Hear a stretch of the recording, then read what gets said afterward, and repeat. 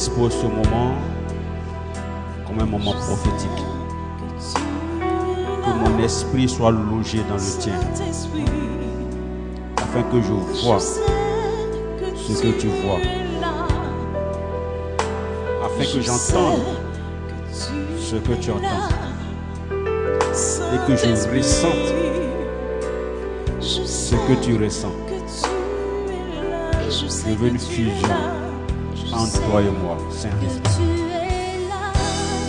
pour que ce peuple, au travers de moi, accède aisément à ta présence. Que la gloire te revienne à toi seul.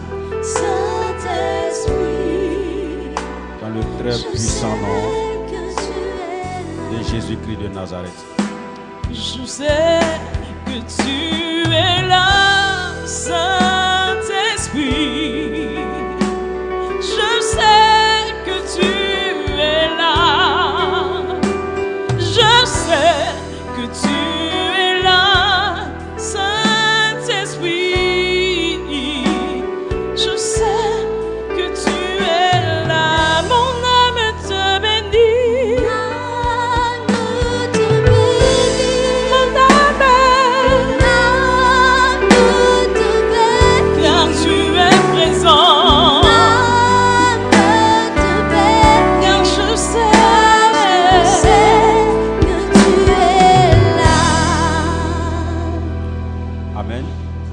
Tu peux t'asseoir dans la présence de Dieu. Alors, qui n'est pas fatigué? C'est sûr? Parce que ce soir, on ira jusqu'à minuit, c'est bon? Juste 2 heures, on fait une petite mini-veillée. Jusqu'à minuit, c'est bon? D'accord. Alors, vous savez, heureusement que le matin, j'ai pu faire l'introduction du thème. Parce que quand moi-même Dieu m'a inspiré ce thème, j'ai eu un problème à le préparer. Pourquoi? Donc on va s'entendre pour voir comment est-ce que je dois régler le problème. Ok? Parce que c'est une retraite de consécration. Mais on peut traiter ce thème sous 2 versions. Je n'ai pas su quelle version prendre. On peut traiter le thème dans le sens où comment Dieu consacre quelqu'un. Mais on peut aussi traiter dans le sens où comment un homme se consacre à Dieu. On fait quoi entre les deux? On finit à minuit. Parce que les deux, ce n'est pas le même processus. Dieu peut consacrer quelqu'un et quelqu'un peut se consacrer à Dieu. Vrai, on fait quoi? Qui veut les deux? On peut dépasser minuit. Si on est tous d'accord avec ça, on n'a qu'à dire oh yes, je vais voir. Vous avez les bonnes choses. Alors, c'est important que vous compreniez ça. Parce que quand c'est libellé simplement consécration, on peut, si on n'a pas vu la subtilité, se tromper du processus. Ce qui concerne comment Dieu consacre là, je ne vais pas durer là-dessus, parce que très évidemment, on comprend que c'est de la responsabilité de Dieu. S'il veut, il ne faut pas, il va faire, c'est son problème. Mais, comment on se consacre, c'est de notre responsabilité. Donc, il est bon que tu comprennes, quand Dieu veut que quelqu'un se consacre à lui, c'est quoi le menu? Que tu ne te trompes pas d'objectif. Quelqu'un est d'accord avec ça? Comme ça, demain, quand tu regardes ta vie, si elle n'a pas la version de qualité que Dieu veut, c'est que c'est toi-même qui as fait montre de manque de responsabilité. Ce n'est pas la compétence de Dieu qui a été, j'allais dire, fragile. Donc, ce soir, je vais te mettre en situation de responsabilité. Pour ton propre bien et pour la gloire de la cause de Dieu. Je n'ai pas eu un amen. La Bible dit, je l'ai expliqué ce matin, que Dieu a la conscience de nous avant que de nous concevoir dans les entrailles de nos parents. Vous savez, ce thème, si on veut aller loin, c'est trop compliqué. Parce que la Bible dit que avant que tu ne sois conçu, dans les entrailles de ta mère, je te connaissais. Ça veut dire que Dieu en a la conscience, mais le projet est formé dans un lien de filiation dans les entrailles de ta mère. J'ai l'impression que quelqu'un n'a pas compris ça. C'est Dieu qui a le projet de ton existence, mais c'est formulé, c'est concrétisé dans les entrailles d'une mère. Ta mère, il y a un rapport de filiation. Si je veux prêcher sur ça, c'est un peu compliqué. Hein? Les choses de Dieu qui naissent dans ta vie par rapport à ton rapport avec quelqu'un. C'est trop dense le thème. C'est Dieu qui a le projet, mais c'est au travers des entrailles de ta mère. Donc, il y a des choses de Dieu qui prennent forme d'un rapport avec un être humain connecté à Dieu. Ou qui est une source de production, donc une source de bénédiction. C'est la mère qui peut enfanter. Donc le projet de Dieu ne peut sortir que des entrailles de quelqu'un qui a la grâce de l'enfantement. Je n'ai pas là quelqu'un. Hein? Si quelqu'un ne peut pas enfanter l'onction prophétique, tu te rattaches à lui, tu ne seras jamais prophète.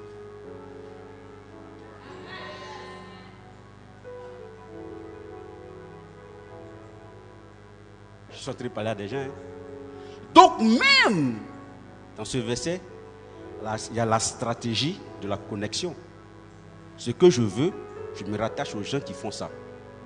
Parce que Dieu te conçoit, mais c'est au travers des entrailles de ta mère, donc de quelqu'un qui peut porter enfant. Celui qui ne porte pas la grâce de la prospérité, tu te rattaches à lui, tu ne seras jamais prospère.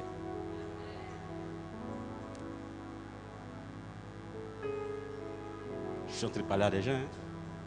La dernière fois que je prêchais sur la bénédiction, j'ai dit que Dieu a dit, avant de bénir les animaux, il les crée selon leur espèce. Vous savez, quand Dieu dit par exemple que les animaux n'ont qu'à se multiplier, c'est-à-dire n'ont qu'à faire enfant, c'est une loi universelle à la race animale. Mais tous les animaux ne font pas enfant de la même manière, mais respectent le même principe. Chien fait enfant en mettant bas, c'est ce qu'on dit, non? Mais poule fait enfant en pondant.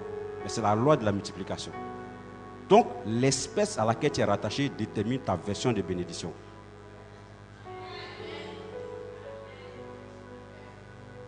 J'ai dit quelque chose à quelqu'un? Les deux respectent le principe de la multiplication, mais ce n'est pas le même processus. L'autre pond, l'autre accouche. Mais les deux sont en respecter la loi. Ce n'est pas la même manière. Donc, quand il dit, je te connais, mais je t'ai conçu, au travers des entrailles de ta mère, c'est-à-dire qu'il faut te rattacher à quelqu'un qui peut permettre à Dieu de matérialiser ce qu'il a conçu pour toi. On dirait que ce n'est pas chic. Je veux faire du bien à quelqu'un. Vous savez, souvent les gens prennent les versets bibliques comme ça. Non!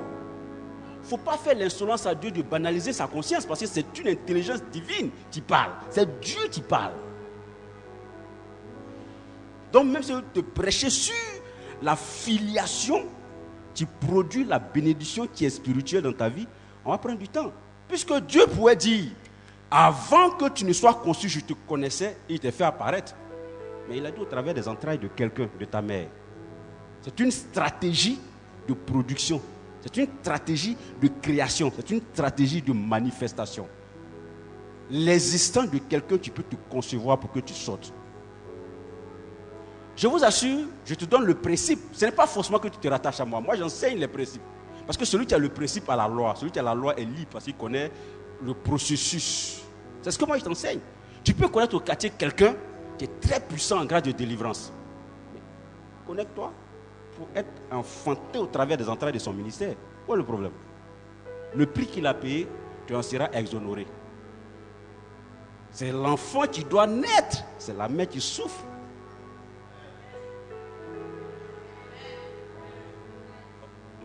Thomas, est-ce que les gens comprennent ça? C'est la mère qui paie le prix pour que quelqu'un apparaisse. Lui, il n'a aucun problème parce qu'il est dans les entrailles. C'est parce qu'il est dans les entrailles. Il profite des entrailles, mais pour qu'il apparaisse, c'est la personne dont il profite, qui souffre. Donc, il y a des rapports avec des gens qui font que tu ne payes pas le prix de ton émergence spirituelle, c'est lui qui paye. Le amen ne me touche pas. Moi, je vais vous donner des enseignements solides. Faites tomber là. L'expertise est là. Est-ce que quelqu'un me comprend? Ça, ce n'est pas un problème. D'ailleurs, tu verras que c'est vrai tout à l'heure. Il n'y a pas eu oh yes parce qu'on sent la menace. Tu verras que c'est vrai. Mais ce n'est plus ça mon problème fondamental. Parce que si je dois cumuler depuis ma carrière de serviteur de Dieu, le nombre de personnes tombées, ça peut faire un pays. Je sais de quoi je parle. Et pour la plupart d'ici, il y a des victimes qui peuvent attester. Quelqu'un n'acclame pas Dieu. Mais plus sérieusement, je veux que des gens aient des principes. Vous voyez que dans ce thème, on n'aurait pas vu l'importance du côté de ta mère. Parce que tout le monde a vu consécration. Mais pourquoi Dieu peut concevoir et il veut un rapport avec quelqu'un pour que ça prenne forme? Vous pensez que Dieu n'a pas l'expertise de faire apparaître quelqu'un? S'il veut. Dieu n'a pas l'expertise de faire des choses sans dépendre de quelqu'un. Donc, à des niveaux de choses conçues par Dieu qui ne viennent à l'existence que par rapport à ton rapport avec quelqu'un, tu en as l'expertise, les entrailles de ta mère. Respectez ce principe. Respectez ça. Si tu as repéré au quartier quelqu'un qui est fort en maths et tu veux être fort en maths, pourquoi tu te compliques la vie? Mets-toi sur ses entrailles. Comment il a fait pour être fort? Toi, tu ne souffres pas de la même manière. Il te dit, voici comment j'ai fait. Tu as le processus, mais lui, il a souffert pour avoir. Je ne vais pas insister sur ça, sinon on n'aura même pas le temps de traiter le thème. Mais c'est une loi extrêmement importante que je devais vous donner. Pour ceux qui me connaissent, je ne me rattache pas dans le ministère aux gens comme ça. Je ne suis pas en quête d'amitié. Je suis en quête de gloire, d'onction. Donc, je ne suis pas en quête de rapport humain. Il y a des gens qui me disent, pourquoi tu ne m'invites pas à tes programmes? Ça ne m'intéresse pas. Je regarde la source. Ça peut produire le type de bénédiction que je veux. Je me rattache. Parce que j'ai une stratégie. Tu m'es communiqué par Dieu. Donc je marche en fonction de cette stratégie. Non, je ne vis pas par émotion. Je ne vis pas par tendance au quartier. Je vis par principe. On dirait que ce n'est pas intéressant. Je n'ai pas beaucoup d'amis. Pas que je n'en connais pas. Oh, je vous assure que je peux en faire défiler ici. Dans la vie de quelqu'un, ce ne sont pas les gens qui fréquentent qui donnent sa valeur. Vous savez ça? Et c'est plutôt les gens qui le fréquentent. Si tu as deux voisins, il y a un chaque matin, chaque soir quand tu regardes le journal télévisé, tu vois qu'il était à la présidence. Parce que quand le président est en train de parler, il était à côté. Donc, lui, chaque matin, donc, il va à la présidence. Donc il connaît le président.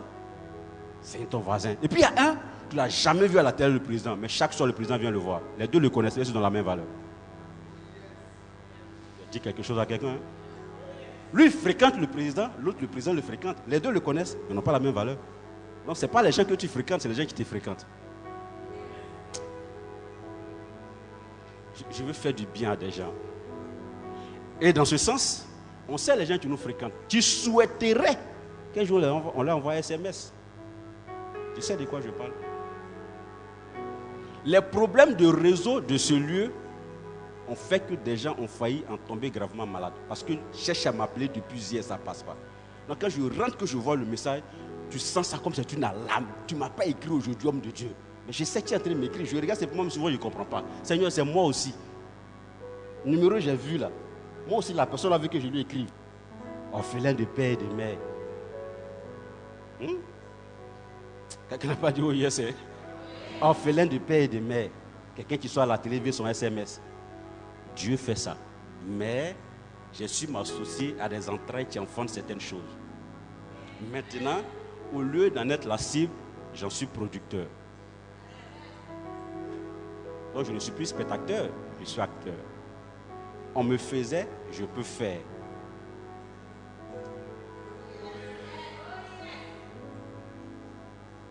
Quand vous êtes concentré, je ne sais pas si vous comprenez, mais ce n'est pas chic, mais c'est trop chic. Quelqu'un fait un bisou au Seigneur. Si ça m'est arrivé, pourquoi je suis en train de prêcher sur ça? Ce n'est même pas le thème, mais c'est une inspiration. Si ça m'est arrivé, je t'assure que ça peut t'arriver. Donc, ce n'est pas une affaire de privilégié, c'est une affaire de prise de conscience que. Allons dans les Écritures. Moi aussi, j'ai fait introduction maintenant. L'homme de Dieu qui est venu matin a fait introduction. Moi aussi, j'ai fait pour moi. Quelqu'un acclame Dieu. Amen. Alors, le côté de Dieu, je vais t'expliquer rapidement. Que ce soit comment Dieu consacre quelqu'un, ou bien que ce soit comment quelqu'un se consacre, c'est le même objectif, c'est pour servir Dieu. Ça, c'est un principe. Jérémie 1, le verset 5, donc que j'ai lu, excusez-moi ce matin, dit ceci très clairement. Tu as médité ça? Je te connaissais avant même de t'avoir formé dans le ventre de ta mère, etc. Je t'avais mis à part. Le je t'avais mis à part, j'ai pris ça pour que vous compreniez. C'est ce que dans d'autres versions, on dit, je t'avais consacré. Donc, sans grande révélation, dans la conscience de Dieu, consacrer quelqu'un, c'est mettre à part. J'ai une autre version qui dit, je t'avais choisi. Donc, vous voyez que la consécration revêt, en termes de synonyme, deux sens.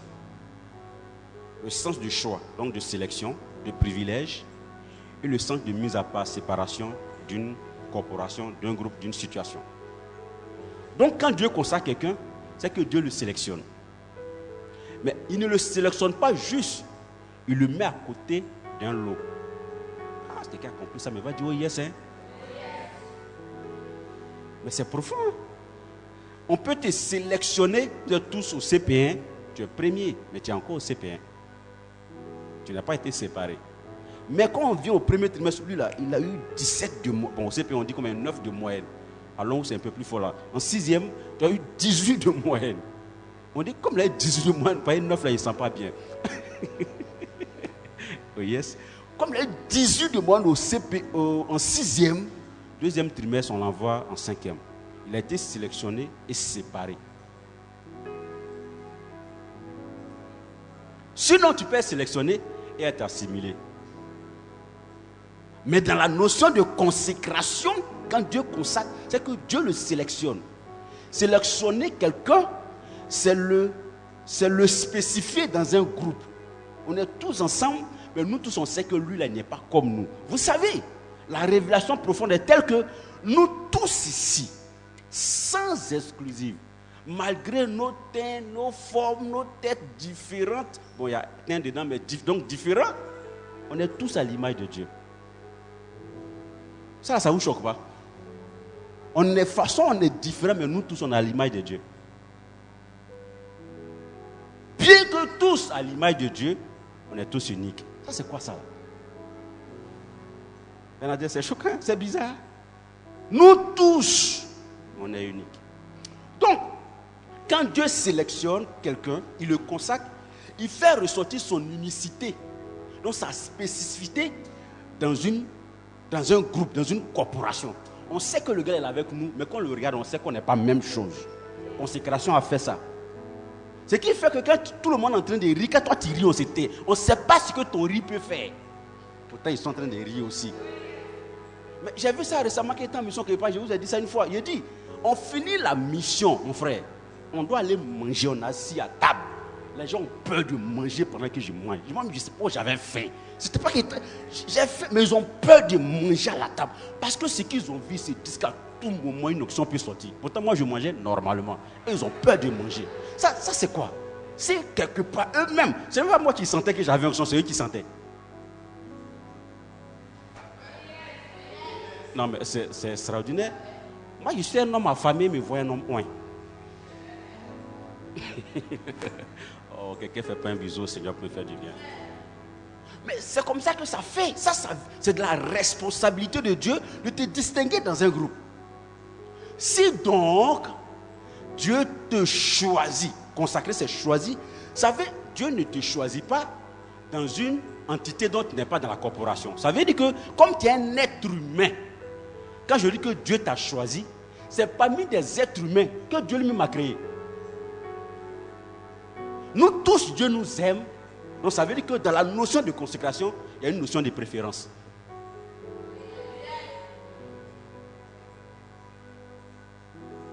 puis c'est intéressant.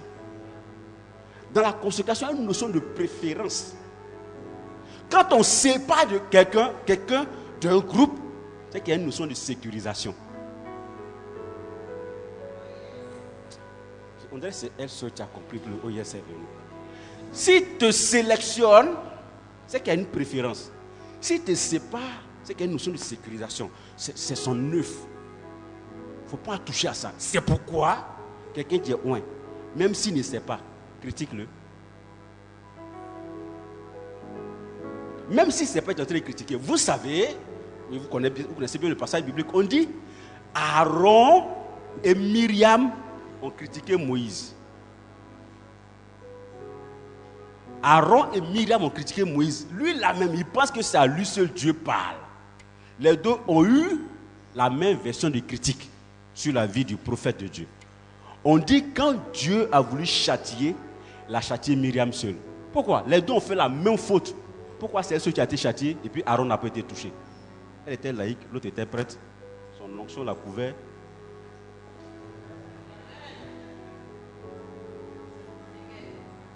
J'ai parlé à quelqu'un. La même faute, pas la même sentence. Pourquoi? Parce que l'autre était déjà sélectionné.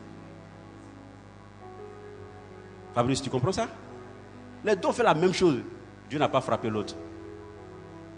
Donc quand tu t'assois les gens, il faut savoir qui est là pour parler des mêmes choses à lui. Tu ne sais pas ce qui le coup, vous deux faites la même chose. Un matin, tu es couché à l'hôpital, tu ne comprends pas.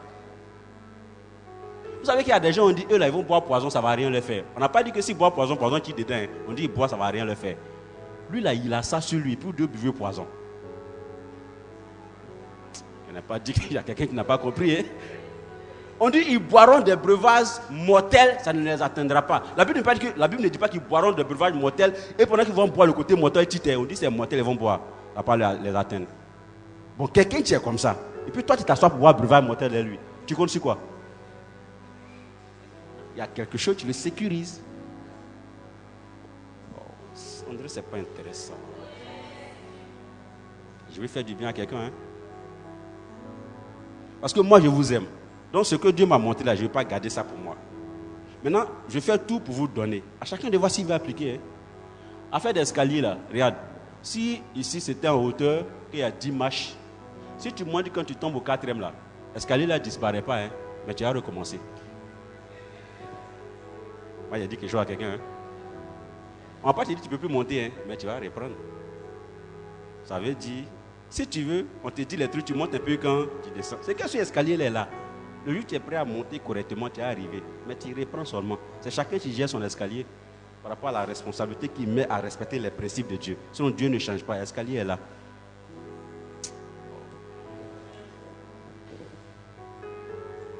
Ça fait du bien à quelqu'un. Donc, Dieu, quand il consacre, il choisit et il met à part. Donc, la consécration de Dieu est une distinction et un privilège. Parce que je ne peux pas comprendre que Dieu a créé tous les hommes par amour et parmi tous ces hommes, il dit lui là, je l'aime plus que l'autre. L'homme de Dieu a dit ce matin, toute la terre appartient à Dieu, mais il dit Israël c'est pour moi. Frère, vrai, si tu es Côte d'Ivoire, ça va pas te choquer un peu. Maintenant, si tu es malin, tu tisses alliance avec Israël, pas le problème. Tu te rattaches à la mère qui enfante. C'est aussi simple que ça. On dit lui là, Dieu l'a béni. Il ne fait pas effort, il est béni. Tu ne cherches pas camaraderie à lui. Tu seras mon camarade même si tu ne veux pas. Tu es mon camarade forcé. Amen. Tout ça, Dieu fait pour que toi, ton travail soit d'être à son service. Être au service de Dieu, ce n'est pas avoir l'onction. Ce n'est pas faire tomber les gens. Ce n'est pas avoir voiture. Ce n'est pas avoir maison. C'est subir exclusivement les caprices de Dieu. Quand Dieu veut que tu dormes, tu dors. S'il veut que tu te réveilles à minuit, tu te réveilles à minuit. Quand il veut que tu ailles en brousse pour prêcher, tu vas en brousse. S'il veut que tu n'aies pas l'argent, tu n'as pas l'argent. Après, oh yes, hein? Une fois, il a prêché sur la bénédiction. Ils m'ont donné le passage de Proverbe 10, verset 22, qui dit que c'est la bénédiction de Dieu qui enrichit. C'est-à-dire qui rend riche. Je leur ai dit, ça veut donc dire qu'être riche n'est pas une bénédiction. Mais une conséquence, c'est quand tu es béni que tu peux être riche. C'est la bénédiction de Dieu qui rend riche. Donc riche n'est pas une bénédiction. Si riche n'est pas une bénédiction, c'est que riche n'est pas la seule conséquence de la bénédiction. Donc tu peux être béni sans être riche. Comme tu peux être riche sans être béni. Parce que Bruto a ça. Bruto est riche, mais n'est pas béni. Donc être riche ne veut pas dire que tu es béni forcément. Mais si tu es béni, tu peux être riche. Mais il peut arriver que tu sois béni sans être riche. Parce que dans la bénédiction, béni, c'est quelqu'un qui possède de grandes fortunes. Quand on pousse la réflexion loin, fortune veut dire chance. C'est quelqu'un qui n'a pas l'argent et ne tombe pas malade. Il a la fortune d'être en bonne santé. Oh, on dirait que ça ne touche pas quelqu'un. Le gars, il a l'argent, mais il est malade. Bref, au Bernadette, je lui ai dit ça le jour où il prêchait là-bas. Un gars qui a 1 million par mois, il peut faire le malin au quartier et plus les millionnaires. Mais ordonnance 2 millions à la maison. Est-ce que c'est vrai, il est millionnaire? J'ai dit quelque chose à quelqu'un. Non, il a 1 million par mois, son budget, ça reste sort. Il a 1 million. La ordonnance à la maison, ça fait 2 millions. Est-ce qu'il est millionnaire? Et puis toi, tu as 200 000 par mois. Et puis ça fait 1 an que tu n'es pas tombé malade. Tu es sûr qu'il ne peut pas gagner plus que lui? C'est une affaire de bénédiction. Oh, quand l'amen ne me pique pas, on dirait que ce n'est pas bon.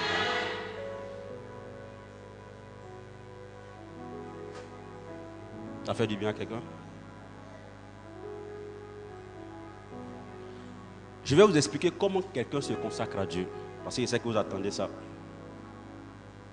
Se consacrer, c'est se dédier. Donc se donner à. Se consacrer, c'est se dédier. Se donner à. Ce n'est qu'après ça que Dieu dit, alors tu seras mon porte-parole au travers des nations. Oh, qu'est-ce que c'est merveilleux. Il y a des gens qui cherchent à avoir l'onction pour influencer une communauté, un groupe de prière. Oh, ils sont porte-parole des nations pour le compte de Dieu. Vous voyez comment c'est réducteur. Vous voyez comment c'est réducteur. Je vois des gens qui réclament que dans mon ministère, j'ai 1000 membres. Et puis après, sur 7 milliards d'habitants, tu es content comme ça? Est-ce que la personne a de la vision? 7 milliards d'habitants, tu as 1000 membres, tu es content? Et puis, est-ce que ça, c'est un objet de promotion ministérielle? Genre, quand j'ai ça, ça veut dire que j'ai onction. Mais c'est que quelqu'un qui a 3 millions dans son église n'est rien devant lui. C'est que toi, tu n'es pas béni. Ayons des valeurs plus sérieuses. Il ne faut pas confondre l'essentiel et l'accessoire. Pas du oh yes fort. La plupart d'entre vous me connaissez si je suis complexé par rien. Je ne suis complexé par rien. Ce qu'un homme fait, moi je peux faire. Si un homme a fait, c'est que moi je peux faire. Si je n'ai pas encore fait, c'est que moi-même je ne veux pas bien, ce n'est pas le temps de Dieu. Mais quelqu'un ne peut pas me complexer. Avec son argent, sa voiture, sa maison, son onction. Mon fils a dit, moi je suis prophète des nations, il ne faut pas ça vous choquer. Hein? Une fois il prêchait quelque part, peut-être je vous le dis aussi, comme ça enregistré, peut-être vous avez des problèmes. Un catholique qui prêche et puis dit les prophètes, est-ce que ça c'est bien? Il n'est pas en train de délirer. Je leur ai dit que je suis un catholique dûment reconnu par l'église catholique. J'en ai la preuve et le document. Mon carnet de baptême fait que l'église me reconnaît comme prêtre, prophète et roi. Quelqu'un a compris ça? Ne pas reconnaître que je suis prophète, c'est remettre en cause mon baptême. Parce qu'on m'a déclaré comme prêtre, prophète et roi. Si tu veux, tu banalises pour toi. Moi, je prends moi au sérieux. D'ailleurs, j'en ai les retours sur investissement. On dirait que ça ne touche pas quelqu'un. Soyez un peu plus sérieux que de nous vautrer dans les choses inutiles. Hein. Il y a des âmes à gagner.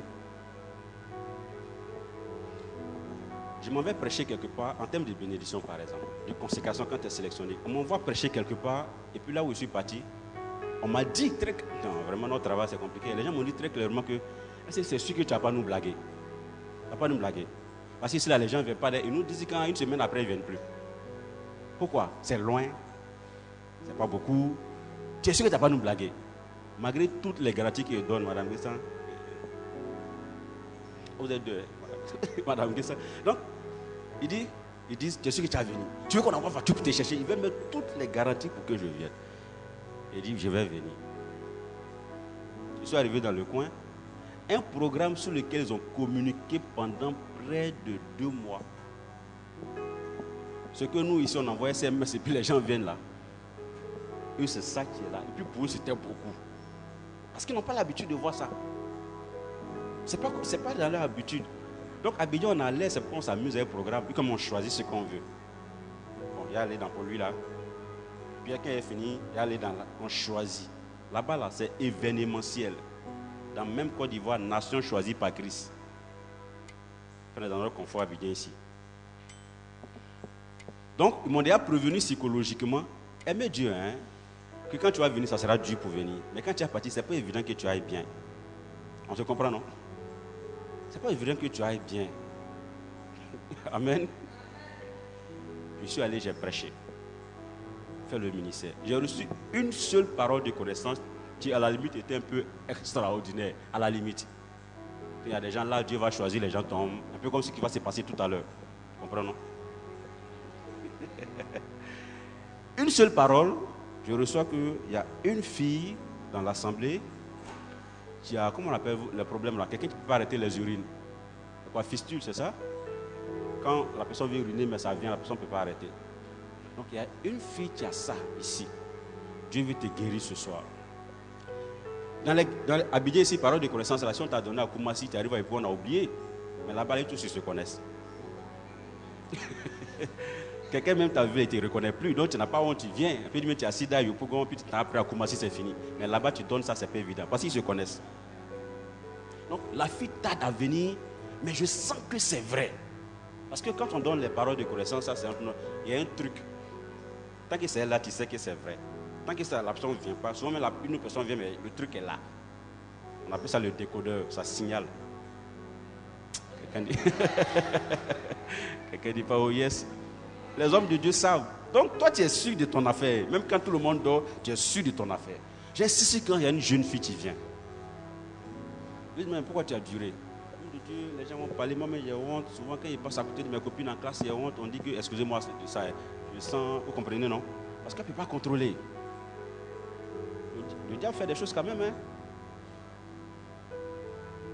Donc je prie pour elle. Il dit tu vas plus voir ça au nom de Jésus, etc. etc. Ok. Elle est habituée à ça depuis qu'elle est née. Donc quand tu dis ça, elle dit Amen. Je ne veux pas choquer l'homme de Dieu, elle dit Amen. Mais c'est ça même que, bon, on ne pas que l'homme de Dieu a honte, quoi. Donc, je finis mon programme, moi je dois rentrer sur Abidjan. Elle prend mon numéro, tout ça. Je lui dis, il faut me faire signe, il faut me faire signe. Ok, après, elle m'envoie ton numéro, donc mets ton nom à côté, je peux oublier, etc. etc. À faire des starisations, on ne peut pas retenir tous les noms. Hein. Amen. Quelqu'un ne dit pas oh yes. Alors, c'est pour vous faire rire. Mais star, ce n'est pas un problème, ça veut dire étoile. Alors, on ne se sépare et puis, peut-être un mois après, un numéro que je ne connais pas m'appelle. Regardez comment Dieu est bon. Quand on est vraiment consacré à lui. Un endroit peut-être on m'a donné quoi. Bon, je laisse le montant, après c'est pas important. Elle m'appelle et puis elle dit, homme de Dieu, si tu te souviens, tu es venu ici, tu as prié pour telle fille. Ah oui, je vois, pourquoi tu m'as pu appeler? Non, en fait, on voulait tester ça dans le temps pour voir. Parce que le même jour, effectivement, puis là, elle ne vient plus. Enfin, quand je veux maintenant que ça vient. Ça ne vient plus. Donc, on a testé 1 semaine, 2 semaines, 3 semaines. Quand on est allé à l'hôpital, le docteur ne me comprend pas. Amen, on rend témoin. Et puis il a été passé quelqu'un. Il dit ok. Elle me passe son papa. Il se trouve que son papa est le plus grand opérateur économique de l'endroit. Bon, vrai. Relation comme ça, tu veux qu'il fasse quoi? De mépriser? Lui là-bas, on dit les gens, on dit l'argent, puis les gens font audience pour lui le saluer chaque soir. Pour avoir un peu là. C'est sa fille qui l'onction veut de guérir. Maintenant, lui qu'on cherche à voir, c'est lui qui cherche à me voir. Problème que son agent n'a pas réglé, onction à régler. Je suis parti, revenu avec petite enveloppe, j'ai grande relation. L'onction fait ça. Quand tu es consacré, c'est comme ça que ça se passe. Dieu crée des circonstances en ta faveur pour que les gens sachent que leur vie est améliorée au contact de la tienne. Il était déjà dans son confort, son aisance de prospérité, mais sa fille avait ce souci dans sa maison malgré ses millions. Il fallut l'onction pour lui apporter une valeur ajoutée d'aisance. Oh. C'est intéressant. Donc lui là, quand je l'appelle, il est content. Or quand lui l'appelle, les gens ils sont contents. Quelqu'un n'a pas acclamé Dieu pour me faire du bien? Quelqu'un est fatigué? Je vous aime, hein? Je vous aime. Cet enseignement, je l'ai déjà donné quelque part, j'animais une retraite, mais je vais vous donner. Allons en Genèse, pour vous montrer comment un homme se consacre. On fait ça très rapidement. Exode, pardon. Verset 29. Chapitre 29, pardon. À partir du verset 1er, bien entendu. Si tu veux, il faut noter. Je vais te donner le processus de A à Z, comment on se consacre à Dieu. Consacrer, c'est dédicace. Livrer à, donner à, laisser à la solde de. C'est bon, quelqu'un me suit? Ici, je vais te parler du cas de Aaron. Aaron. Comment il s'est dédié pour la cause de son ministère. Moi, j'estime que les chrétiens se compliquent trop la vie. Quelqu'un a fait quelque chose, ça marche. Pourquoi tu ne fais pas la même chose? Et puis tu vas avoir au moins son résultat. Je dis au moins parce que le gars dont je vais te parler, il est de l'ancienne alliance, Ancien Testament. Je suis de la nouvelle alliance. Donc s'il applique le même processus avec l'aura de la nouvelle alliance, les effets sont décuplés. Sans Jésus, voilà ce qu'il a eu. Imagine s'il fait la même chose avec Jésus dedans. Je n'ai pas de oh yes depuis, ça m'intrigue. C'est rare que j'enseigne, donc si j'arrive à le faire, il faut en profiter. Hein? C'est rare que j'enseigne. Je suis prédicateur dans l'âme. Je suis prédicateur, donc c'est très rare que j'enseigne. Moi, quand je le fais, c'est que je veux communiquer quelque chose de durable. Que dis-je d'éternel à ton humanité? C'est-à-dire, ça va te poursuivre pendant ton existence terrestre, ça va t'aider à avoir un confort au ciel.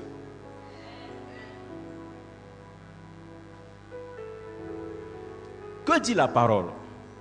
Regardez l'introduction. Voici comment tu procéderas pour consacrer Aaron, ses fils, comme prêtres à mon service.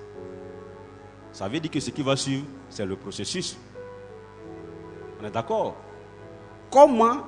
Une question qui commence par comment donne toujours comme réponse la révélation d'un mystère. Comment pourrais-je enfanter si je n'ai pas connu un homme? L'enfant qui va venir n'est pas normal.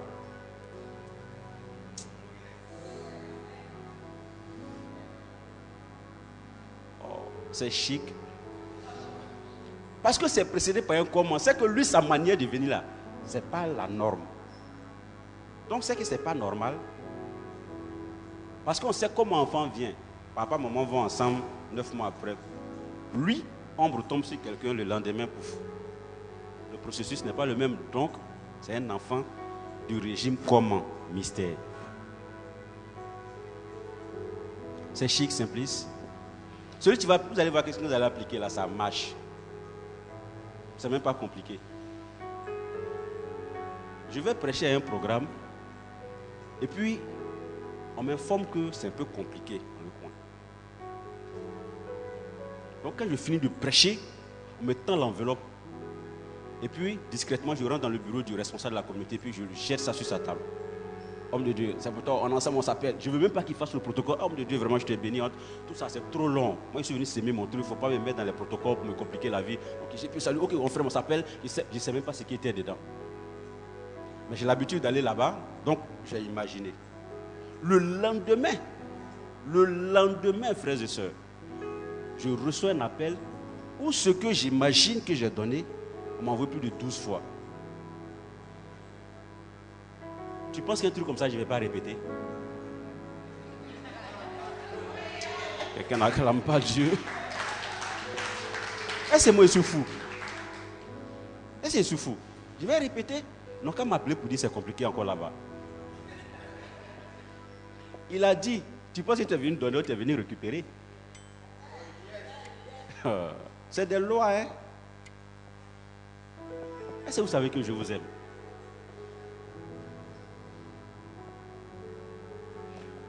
Voici comment tu les consacreras. Le verset est long parce que ça va jusqu'à du verset 1er au verset 21. On ne va pas tout lire. Après, vous allez méditer ça. Et je vais vous expliquer ce qui s'est passé dedans. On a dit, tu choisiras un taureau et 2 béliers sans défaut. Je vais t'expliquer la fonction de tout ça. Le taureau, quand vous allez lire la suite, dans le processus de la consécration, il devait être consumé, c'est-à-dire brûlé. Brûlé. Non, ça disparaît. C'est la première étape de la consécration. C'est-à-dire brûler une nature qu'elle disparaisse. On appelle ça la nouvelle naissance. Se consacrer est initialement précédé par le changement de version de nature. La nouvelle naissance te donne la posture de fils de Dieu et non d'enfant de Dieu. Parce que tous les enfants ne sont pas des fils.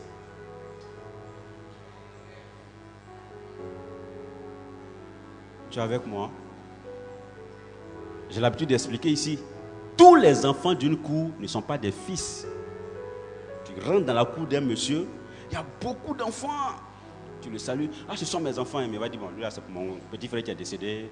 Là, c'est la cousine, mais il appelle mes enfants. Maintenant, les grands secrets de décision des familles, il appelle ses fils dans la chambre. Donc, tous les enfants ne sont pas des fils. Ça peut être valable spirituellement. Tous les enfants spirituels n'ont souvent pas le titre de fils spirituel. Il y a quelque chose à faire pour entrer dans la filiation, pour transiter d'enfant à fils. Oh, je suis en train de faire du bien à des gens. Hein? Vraie personne est fatiguée. Donc, pour te consacrer à Dieu, il faut changer de nature, d'aspect. On brûle le taureau. Brûler, c'est que ça disparaît. On n'a pas dit qu'on égorge, on brûle. Vous allez lire ça après, c'est un peu long, vu le temps. On brûle ça. Donc ce taureau, dans le processus de la consécration, n'aura plus de traces. Oh, tu vas voir que les autres, on les égorge pour quelque chose. Mais lui, on le consume. Donc il doit disparaître. La première étape, c'est qu'il y a quelque chose en toi qui doit disparaître. Frères et sœurs, je dis toujours aux chrétiens, la conversion n'est pas une amélioration de notre condition, c'est un changement. Celui qui ment 10 fois, quand il ment 8 fois, il n'est pas converti, il est toujours menteur. Donc, se consacrer, ça veut dire qu'il va brûler le système du mensonge en lui, ça disparaît entièrement, c'est brûlé. Sur cette base, toi-même ce soir, tu sais les dispensations dans ta vie à consumer pour commencer le processus de la consécration. C'est pourquoi je parle de principe de responsabilité. Moi, je ne sais pas ce qui fait qu'entre Dieu et toi, l'ambiance n'est pas bonne. Je ne sais pas ce qui fait qu'entre Dieu et toi, la relation n'est pas fluide. Mais toi, tu sais. Parce qu'il y a 2 personnes qui ne peuvent pas, il veut dire, à titre ne peut pas mentir. Il y a Dieu et puis il y a toi. Toi, tu voles et puis tu ne sais pas que tu voles. C'est que c'est arrivé à un niveau où c'est un démon qui sponsorise l'action. Tu n'as plus la conscience de ça. Oh, quelqu'un n'acclame pas Dieu pour faire du bien. Parce que quand la conscience du mal a disparu, c'est que ce n'est plus la personne qui fait. Il y a un démon qui est à l'œuvre. On appelle ça la possession. Il fait sans savoir. C'est un autre niveau. Donc, il faut que tu prennes la décision ce soir. Bon, tu veux que Dieu t'utilise puissamment. Dieu n'a pas de problème avec ça. Est-ce que guérir malade, ça gêne Dieu? T'élever, ça gêne Dieu? Mais tu sais toi-même, en Dieu, toi, le facteur limitant, le problème. Donc, je ne te dis pas souvent de laisser revenir un peu. Non. Ça, c'est un comportement d'enfant spirituel. On en parlait tout à l'heure, mes enfants. Dans l'étape spirituelle, l'étape d'enfant, et je le dis aux gens, un enfant, normalement, il faut le laver, il faut l'embaumer, il faut le rendre beau. S'il veut faire caca, excusez-moi, il fait caca sur lui. Un enfant spirituel, il faut le nourrir, il faut lui faire offrande, il faut parler bien de lui quelque part. Un matin, tu apprends qu'il a enceinté la servante. Lui-même, il fait caca sur lui. J'ai dit quelque chose à quelqu'un. Même si ça peut être modérateur, c'est un enfant. Je ne vais pas insister sur ça. Donc c'est toi, tu dois prendre les décisions qu'il faut. C'est sur cette base-là que, par exemple, Fiston, moi, je n'ai pas d'amis. On a causé le moi tout à l'heure par rapport à quelque chose. Hein. Moi, je n'ai pas d'amis. Enfin, je n'ai pas beaucoup d'amis. Parce que vous savez que je ne connais pas encore tous les versets bibliques par cœur. Bon, au lieu de m'atteler à ça, il y a les causer des gens pour causer, critiquer les hommes de Dieu. Moi, je n'ai pas le temps pour ça. Hein. Je n'ai pas le temps pour ça. Hein. J'ai des versets bibliques à connaître. Je n'ai vraiment... Non, mais je vous parle une patribus en latin, du fond du cœur. Je n'ai pas le temps pour ça. Donc, la première étape, il faut un changement radical de quelque chose. Je veux te mettre en situation de responsabilité. Tout à l'heure, on va prier, c'est vrai, on va tomber, les gens vont crier. Ok, quand tu es tombé, quelles sont les retombées? Oh, quelqu'un n'acclame pas Dieu pour me faire du bien. C'est tout simple. Vous connaissez maintenant ma pédagogie de prédication. Je préfère te prêcher sur la cause que l'effet. Quand on dit Jésus béni, comment on fait? Quand tu sais comment on fait, le jour où je ne suis pas là, tu peux activer. Vous comprenez? C'est plus simple, je pense. Donc, le premier taureau est consumé. On va évoluer. Le deuxième, quand vous lisez la suite du passage, lisez jusqu'au verset 21, verset 29 par là, vous voyez que le deuxième taureau a été égorgé, on dit que c'est un taureau d'expiation. Donc le premier crée une nouvelle conversion. L'expiation, c'est expier, chasser. Donc c'est un taureau qui vient enlever la dette du péché sur soi. Donc c'est un bélier, qui sert de repentance. Souvent les chrétiens, je vois dans nos assemblées de prière, quand ils prennent un temps de repentance, Seigneur, je t'en supplie, je te demande pardon. Je ne veux plus. Non, Seigneur, ton amour est merveilleux, ton sang soit... Ça, ce n'est pas la repentance. Parce que je ne sais pas pourquoi les gens jouent les mots. La repentance, ce n'est pas demander pardon. La repentance cumule en elle-même trois indicateurs cumulatifs en même temps. Si les trois ne sont pas dedans, tu n'as pas fait une bonne repentance. Sinon, tu ne t'es pas repenti. Le premier niveau, c'est la reconnaissance de la faute. Tu demandes pardon par rapport à quoi? Ça, vous savez qu'il y a des gens qui disent oh, à cause de 1000 francs, j'ai volé là, 1000 francs. C'est quoi ça? Ils ne reconnaissent même pas que c'est grave. Ça à cause de 1000 francs, m'a envoyé en prison. Il y a des gens qui volent des milliards. Je ne sais pas si vous comprenez. Il ne reconnaît pas que c'est une faute. Donc, déjà, lui, il ne peut pas intégrer un processus de repentance.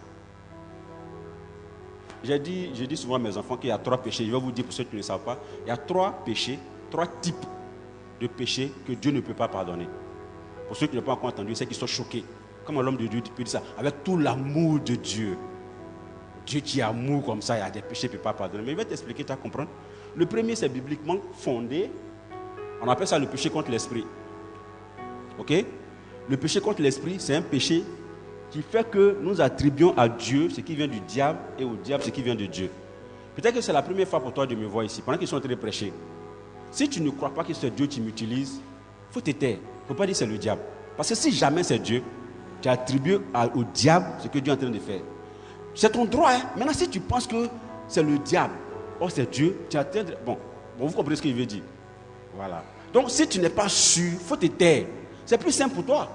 Parce que c'est un péché de manque de discernement qui fait qu'on attribue au royaume du diable l'héritage des choses du royaume de Dieu ou l'inverse. Dieu ne peut pas accepter ça. Tu peux venir dans ma maison, prendre les trucs de mon enfant à mon insu pour donner à l'enfant du voisin. Mon enfant a faim, sa nourriture ne suffit pas, tu peux me donner à l'enfant du voisin. Puis l'enfant meurt de faim. Il ne peut pas accepter ça. Vraiment être convoqué. Même si c'est le voisinage plein d'amour. Mon enfant est en train de mourir. Ce n'est pas une affaire de plein d'amour, c'est une affaire de principe. Mon enfant doit manger. Donc les choses des enfants du Dieu ne faut pas attribuer au diable. Ça, c'est le péché contre l'esprit. Le deuxième péché, bon, ce n'est pas par ordre, mais l'un des péchés que Dieu ne peut pas pardonner, c'est le péché par prétention. Le péché par prétention, c'est le péché qui est tel que le gars dit, ça là c'est trop grave, moi je ne peux pas demander pardon à Dieu. J'ai tué l'homme, Dieu ne peut pas jamais me pardonner. Donc lui, il met le péché au-dessus de l'amour de Dieu. C'est une prétention. Ça, ce n'est pas Dieu qui dit qu'il ne pardonne pas. C'est l'individu qui estime qu'il a trop gravement péché, que ça là, mais il va demander pardon, ça ne va pas servir à quelque chose. Moi, tuer. Non, ça Dieu ne peut pas pardonner. C'est celui qui s'exclut du champ magnétique de la miséricorde de Dieu. Sinon, ce n'est pas Dieu qui dit je ne veux pas. Prétention. Et il y a le péché par présomption. Lui, il banalise la chose. Et ça a péché. Et ça, c'est péché. Petit mensonge là. Vous ne pas fatiguer Dieu. Je ne sais pas si vous comprenez. Le péché par présomption, par prétention et contre le Saint-Esprit, Dieu n'a pas de moyen de pardon. Donc, il faut éviter de commettre ça. Comprenez? Donc, la repentance commence par la reconnaissance de la faute. Après la reconnaissance, c'est après la reconnaissance que vient la demande de pardon. C'est parce que je reconnais que je demande pardon. Et quand on a demandé pardon, le troisième niveau, c'est la rénonciation. La prise de décision de ne plus jamais faire. Donc quand tu fais quelque chose que tu ne demandes, que tu ne reconnais pas, si tu reconnais que tu ne demandes pas, tu ne renonces pas, ce n'est pas une repentance, frères et sœurs. Vous comprenez ça? Vous êtes trop calme, ça m'inquiète un peu. C'est la concentration. Mais après un oh yes pour me toucher un peu. Ma fille, ça te fait du bien? Donc souvent, vous voyez que dans nos assemblées, les gens se trompent eux-mêmes du comportement dans le système de Dieu. Parce qu'ils sont venus dans la chose de Dieu avec les logiques humaines. C'est pas bon, ça va exploser. Parce que ce n'est pas les mêmes réalités. Chez nous, quand toi, ton mari, vous avez fait palabre, on dit va demander pardon. Donc dans le monde, la repentance consiste à demander pardon. Or, chez Dieu, la repentance n'est pas que le pardon. Il y a la reconnaissance de la faute, la demande de pardon et la rénonciation. Quand ces conditions ne sont pas cumulées, c'est une fausse repentance. Sinon, donc, ce n'est pas une repentance parce que ce n'est pas bon. Ce qui n'est pas vrai est faux. Ça ne touche pas quelqu'un. Ça te fait du bien. Donc, la consécration, après la consumer, comme on dit, après le fait de consumer, parce qu'il a failli sortir un mot, hein. Quand la nature est consumée, le deuxième taureau, c'est pour l'expiation. L'expiation, c'est faire sortir. Mais concrètement, ça s'exprime par la reconnaissance de la faute, la demande de pardon et enfin la rénonciation. La rénonciation implique qu'il y a une prise de décision et une définition de moyens en vue de quelque chose que tu as l'habitude de faire depuis 20 ans. Tu ne peux pas matin dire Seigneur, je décide de ne plus faire. Par exemple, si c'est la fornication, si c'est ça qui te fatigue, parce que c'est la chair, ma chair me fatigue. Vous voyez, il y a des gens qui pensent que la chair est le lieu où sont logées toutes les faiblesses de caractère. Donc on peut les excuser. Et que comme c'est de la chair, c'est le lieu où tout ce qui a comme faiblesse de caractère logé. Je suis fatigué, j'ai sommeil, je mange, je dors, j'ai envie. Ouais. Donc tout ce qui est de l'ordre de leur chair, ils banalisent ça. Ne jouez pas avec des choses comme ça. Comment quelque chose, Dieu dit c'est son temple, vous estimez que c'est un lieu c'est une loge de faiblesse de caractère. C'est ton corps, donc ta chair qui est le temple du Saint-Esprit. C'est que ce corps-là a une identité, a une valeur devant Dieu au point où il en fait son habitat. Maison de Dieu. Tu en fais un lieu où réside tout ce qu'il a comme tas dans ton existence. Quelqu'un dit à son voisin foutaise. Tu penses que le manteau de lit là, c'est son âme, ça a touché, c'était son corps. Et puis le manteau là a été chargé d'onction pour exercer un ministère de transfert prophétique. Donc ce corps là est sérieux.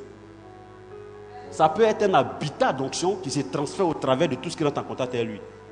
Je vous ai parlé du mouchoir de Paul. Mais attends, est-ce que raisonnablement vous avez déjà vu un mouchoir qui gêne? Mais le mouchoir n'ayant jamais gêné a non seulement la grâce de discernement, mais la capacité d'opération. Pourquoi? Parce que ce mouchoir, dès qu'il touche Paul, est chargé d'une onction de guérison. Ça veut dire donc que quand il touche quelqu'un qui n'est pas malade, il ne s'actionne pas. Donc il discerne. Mouchoir à grâce de discernement. Puisque on dit guérissez les malades. Donc quand ça te touche, ça ne te guérit pas si tu n'es pas malade. Mais comment le mouchoir sait? Ça veut dire que le fait d'être entré en contact avec la vie de quelqu'un qui a l'esprit de discernement, il est chargé de la même onction. Mouchoir. Imaginez combien ça doit être réducteur pour un homme qui a l'esprit de Dieu, tu ne peux pas discerner, comparativement à un mouchoir. C'est quelque chose que les gens, le oh yes, ne sont pas bien. Je veux te faire du bien parce qu'il t'aime. Donc, non seulement le mouchoir a la grâce de discernement, mais la capacité d'opération. Parce que quand il te touche, il est malade. Pourquoi il s'actionne, il guérit? Mais quand il touche qu'il n'est pas malade, il ne fait rien. Donc, le mouchoir même ne gaspille pas son énergie. Quelqu'un n'acclame pas Dieu. Il sait la mission et la vision qu'il a après son contact avec Paul. Donc, ce corps ne peut pas être banalisé. Donc, la consécration, ce n'est pas juste venir, Seigneur, je me donne à toi. Concrètement, on se donne comment? Est-ce que tu peux offrir à quelqu'un que tu aimes quelque chose que tu n'as pas bien apprêté. Souvent, tu cherches la couleur que ta femme aime, la couleur que ton mari aime pour emballer son cadeau. C'est pas, tu m'as dit ça. Tu vas ouvrir, tu vas voir que c'est un truc même de... un petit truc qui est dedans. La couleur des couleurs.